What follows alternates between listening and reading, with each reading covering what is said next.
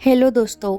मेरा भतीजा सिर्फ 15 साल का था, लेकिन उसके ऊपर शादी का ऐसा भूत सवार था कि वह किसी की सुनने को भी तैयार नहीं था। मैंने उसकी शादी करवा दी, लेकिन उसके बाद जो उन दोनों के कमरे में होता था, उसे सुनकर तो आप लोगों के भी होश उड़ जाएंगे।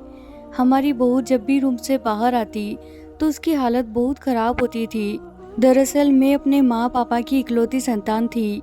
मेरी पढ़ाई लिखाई और परवरिश बहुत अच्छे से हुई थी। जब मैं कॉलेज ख़त्म कर चुकी थी तो मेरे पापा एक बार किसी लड़के को अपने साथ लेकर आए थे। वह मुझसे काफ़ी बड़ा था उम्र में। मैंने उसे पहली बार देखा था, काफ़ी गरीब लग रहा था।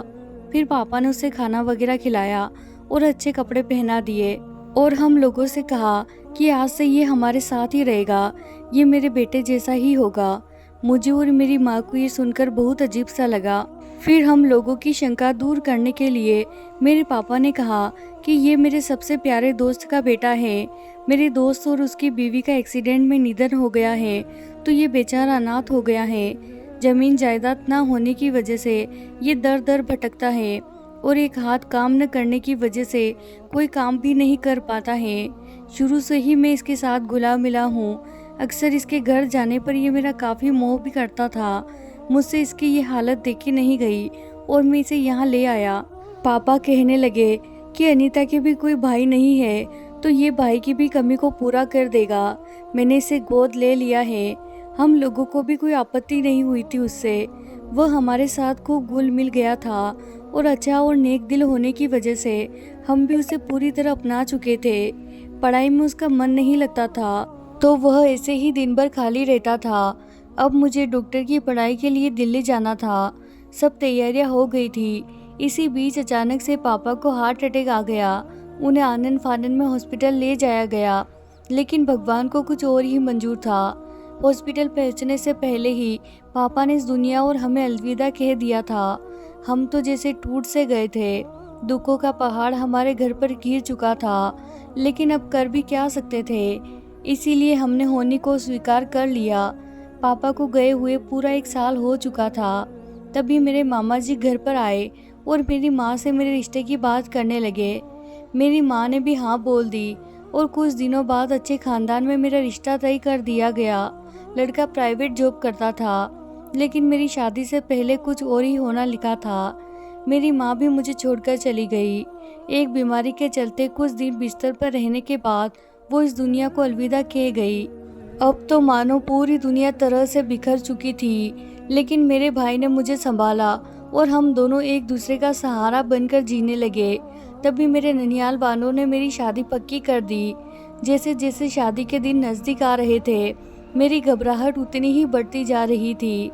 एक तो माँ पापा की याद और ऊपर से ये डर कि बिन माँ बाप की लड़की के साथ वो कैसे व्यवहार करेंगे। खैर ससुराल में सिर्फ है तो पति ही, क्योंकि मेरी तरह मेरे होने वाले पति के भी माँ पापा इस दुनिया में नहीं है।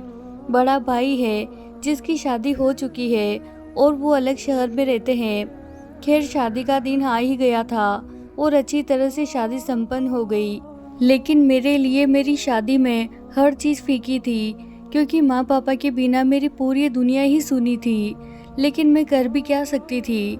चेहरे पर झूठी मुस्कुराहट लिए खुद को संभाले रखा और आंखों में आंसू के साथ अपने ससुराल आ गई। अच्छे से सब रस्म रिवाज हो गई और सभी मेहमान अपने घर चले गए। सिर्फ मैं और मेरा पति ही थे इतने बड़े घर में। मैं बैठी अपने पुराने दिनों को याद कर रही थी, तभी साहिल का कॉल आता है और वो कहता है कि दीदी मेरी तबीयत ठीक नहीं है। तो मैंने अपने पति से बात करके उसे यहाँ लाने का सोचा और दूसरे दिन उसे अपने पास ले आई। मेरा भाई होने के साथ साथ वो मेरे पापा की निशानी भी था, क्योंकि वो ही उसे अपना बेटा बनाकर लाए थे। ऐसे ही दिन निकलते गए और साहिल को आए हुए कई महीनों बीत चुके थे। वह और मेरा पति अच्छे दोस्त बन चुके थे। हम लोगों ने उसे हमेशा के लिए अपने पास रख लिया। एक हाथ से विकलांग होने की वजह से बेचारे की शादी भी नहीं हो सकती थी। एक दिन हम लोग ऐसे ही बैठे थे, तभी मेरे जेठ जेठानी हमारे घर पर आते हैं। उनके हाथ में मिठाई का डिब्बा था। मुझे और मेरे पति को मिठाई खिलाते हुए कहा कि आप लोग फिर से चाचा चाची बनने वाले हो। उनके पहले से ही एक बेटा था और अब दूसरी संतान होने वाली थी। हम लोगों ने उन्हें बधाई दी और चाय नाश्ता करवा दिया। फिर वो लोग चले गए। खैर दिन निकलते गए। अब हमारी शादी को 3 साल हो गए थे। एनिवर्सरी पर हम लोगों ने बच्चा करने का प्लान किया, लेकिन हम लोगों की इतनी अच्छी किस्मत कहाँ थी। मैं बार बार प्रयास से भी माँ नहीं बन पा रही थी। हम लोगों ने डॉक्टर से भी सारे चेकअप करवा लिए थे। फिर हमारी पड़ोसन ने हमें एक बाबा जी का आश्रम बताया और कहा कि वहाँ पर वो सिद्ध बाबा जड़ी बूटी देते हैं जिससे औरतें गर्भवती हो जाती हैं। मैं और मेरा पति हम दोनों इस चक्कर में नहीं पड़ना चाहते थे, क्योंकि हम लोग इन सबको अंधविश्वास मानते थे। लेकिन बच्चे के लिए हम लोगों को ये भी मंजूर करना पड़ा। हम लोग उस बाबा के आश्रम में जड़ी बूटी भी ले आए, लेकिन उससे भी कोई फर्क नहीं पड़ा। मेरे पति तो पूरी तरह से हिम्मत हार चुके थे, लेकिन मुझे कहीं ना कहीं उम्मीद थी। लेकिन मेरी इस उम्मीद पर भी पानी फिर गया। आखिर में हम लोगों ने बच्चा गोद लेने का सोचा।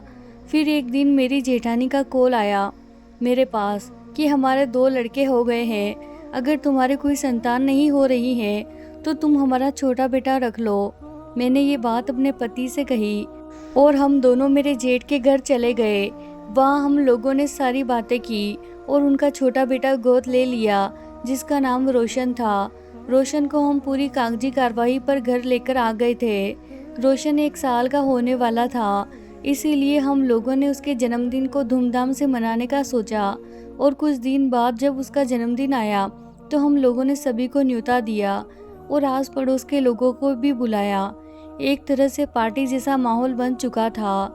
केक काटा गया और सब लोगों को खाना पीना करवाया। फिर पार्टी खत्म होने के बाद सब लोग अपने अपने घर चले गए और मैं सामान समेटकर सो गई। कुछ दिन तक सब कुछ सही था, लेकिन एक दिन मेरे पति को चक्कर आने लगे और उल्टियाँ होने लगी, जिसमें से खून निकल रहा था। हम लोग हॉस्पिटल गए और रिपोर्ट्स करवाई, जिसमें डॉक्टर ने मेरे पति को कैंसर बता दिया। जब मेरी हालत बिल्कुल कमज़ोर हो गई थी, मैं बार बार रोते हुए भगवान को ही दोष दे रही थी कि आखिर मैंने ऐसा क्या पाप कर दिया जिसकी वजह से आप मुझसे मेरी हर खुशी छीन रहे हो। पहले मेरे माँ बाप को मुझसे छीन लिया, फिर मुझे माँ बनने का सुख नहीं दिया और अब मेरे पति को ही इतनी बड़ी बीमारी हो गई। लेकिन मैंने खुद को संभाला और अपने पति की देखभाल में लग गई। जैसे जैसे दिन निकल रहे थे, मेरे पति कमज़ोर पड़ते जा रहे थे। कुछ दिन वो यूं ही इस बीमारी को झेलते रहे और एक दिन वो इस दुनिया को और मुझे अलविदा कह गए। मैं अब पूरी तरह से अकेली पड़ चुकी थी। छोटे से रोशन को संभालना मेरे लिए मुश्किल था। अब घर में सिर्फ मेरा भाई और मेरा बेटा रोशन ही एकमात्र मेरा सहारा थे। जैसे तैसे रोशन को मैं पाल पोस कर 15 साल का करती थी। आज रोशन का जन्मदिन था। वह पूरा 15 साल का हो चुका था। छोटी सी पार्टी के साथ मैंने रोशन का जन्मदिन मनाया। रोशन पूरा दिन मेरे भाई के साथ ही रहता था। पता नहीं दोनों मामा भांजे में पूरा दिन क्या खिचड़ी पकती थी। लेकिन कुछ दिन बाद रोशन एक अजीब सी जिद करने लगा कि मेरी शादी करवा दो। मैंने उसकी बातों को मजाक में लेना शुरू कर दिया। एक दिन मैंने रोशन का मोबाइल चेक किया, जिसमें उसने दुल्हन जैसी लड़कियों की फ़ोटो से फ़ोन भर रखा था और शादी के वीडियोज़ ही थे उसके मोबाइल में। अब मुझे घबराहट सी होने लगी थी कि यह लड़का सच में शादी करना चाहता है। मैंने अपने भाई से पूछा कि रोशन का व्यवहार कैसा है, तो वो कहने लगा कि रोशन पूरा दिन शादी की ही बात करने में लगा रहता है और काफ़ी अजीब सा भी रहने लगा है। ऐसे ही 2 दिन बाद रोशन मेरे कमरे में आता है और कहने लगता है कि माँ मेरी शादी करवा दो। मैंने उसे डांट लगा दी कि अभी तुम्हारी उम्र नहीं है शादी की, और पढ़ाई लिखाई करके अच्छी नौकरी पा लो, फिर तुम्हारी शादी करवा दूंगी। तभी रोशन गुस्सा करने लगा था और कहने लगा कि अगर मेरी शादी नहीं करवाई तो मैं सुसाइड कर लूँगा। मैं उसकी इसी बातों से बहुत घबरा गई थी। मैंने अपने जेठ और जेठानी को भी घर पर बुलाया और उन्हें सारी बात बताई। तब मेरी जेठानी कहने लगी कि रोशन की अभी उम्र तो नहीं है शादी की, लेकिन हम लोग ऐसा रिस्क भी नहीं ले सकते क्योंकि रोशन अभी इस उम्र में है जहाँ बच्चे अक्सर बिना सोचे समझे कुछ भी कर लेते हैं। मैं भी घबरा गई थी क्योंकि अगर रोशन को कुछ हो गया तो मैं किसके सहारे रहूँगी। अब केवल रोशन ही था जिसका मुझे सहारा था। मैंने उसकी शादी के लिए हाँ कर दी। और जेठ जी को लड़की ढूंढने को बोल दिया। फिर मैंने रोशन को अपने कमरे में बुलाया और कहा कि देखो रोशन, हमने तुम्हारे लिए लड़की देखनी शुरू कर दी है और जल्दी ही तुम्हारी शादी करवा देंगे। ये सब सुनकर रोशन काफ़ी खुश हुआ और उस दिन बाद से रोशन का व्यवहार भी अच्छा हो गया था। खैर कुछ दिन बाद रोशन के लिए एक अच्छी लड़की मिल गई थी। हमारे पास जायदाद अच्छी होने की वजह से रिश्ता आसानी से हो गया था। मैंने फिर रोशन को बैठाकर कहा कि बेटा, तुम्हारी जीत पर मैं तुम्हारी शादी करवा रही हूँ, लेकिन उसके बाद से तुम्हारी पत्नी की सारी जिम्मेदारी तुम्हारी होगी। उसकी हर एक ज़रूरतों का ख्याल तुम्हें रखना होगा। तभी रोशन बोला कि माँ फिक्र मत करो, मैं अपनी जिम्मेदारी खूब अच्छे से निभाऊंगा। आखिर रोशन की शादी कर दी गई। उसकी पत्नी का नाम प्रीति था। मैंने प्रीति को कहा कि बेटा, कोई भी दिक्कत हो या गड़बड़ हो तो मुझे बताना। उसने हाँ बोल दिया और वो लोग अपने कमरे में चले गए। दूसरे दिन जब प्रीति अपने कमरे से बाहर निकली तो उसकी तबीयत कुछ ठीक नहीं लग रही थी और रोशन का भी चेहरा उतरा हुआ था। मुझे अटपटा सा लगा तो मैंने प्रीति से पूछ ही लिया कि क्या हुआ है, तुम दोनों इतने उदास क्यों हो। तभी रोशन बोला, नहीं माँ, ऐसी कोई बात नहीं है, बस प्रीति की थोड़ी तबीयत खराब है। मैंने डॉक्टर को बुलाने को कहा, लेकिन उन दोनों ने मना कर दिया कि नहीं, अभी दवाई ले ली है तो ठीक लग रहा है। खैर अब तो रोजाना ऐसा होने लगा। प्रीति जब सुबह कमरे से बाहर आती तो बहुत उदास लगती थी। कभी कभी तो आंखें भी सूजी हुई होती थी, मानो पूरी रात रोई हो। रोशन भी टेंशन में होता था। मेरी सोच में बार बार यही आ रहा था कि मेरा बेटा बहुत छोटा है उम्र में और प्रीति उससे बड़ी है। आखिर इन दोनों के बीच में आखिर होता क्या है जिससे इनकी हालत सुबह ऐसी होती है। दूसरे दिन तो प्रीति की तबीयत बहुत ज़्यादा बिगड़ चुकी थी। रोशन दौड़ता हुआ मेरे कमरे में आता है और जल्दी से डॉक्टर को कॉल करता है। डॉक्टर आके जब प्रीति को चेक करते हैं तो कहते हैं कि इनका खास ख्याल रखना होगा, कुछ तो ऐसा होता है इनके साथ जिससे ये बहुत तंग होती हैं। मैंने प्रीति से बहुत पूछने की कोशिश की, लेकिन उसने मुझे कुछ नहीं बताया। लेकिन सब कुछ जाने बिना मैं कहाँ चैन से बैठने वाली थी। तभी एक दिन मेरे घुटनों का दर्द बढ़ चुका था तो मैं डॉक्टर के पास दवाई लाने के लिए गई। वहाँ डॉक्टर ने मुझसे कहा कि अब आपकी बहू कैसी है। वो लोग रोजाना मेरे पास आते हैं चेकअप के लिए, लेकिन आज नहीं आए। मेरे पैरों तले से ज़मीन खिसक गई जब मुझे पता चला कि वो लोग रोजाना डॉक्टर के पास आते हैं।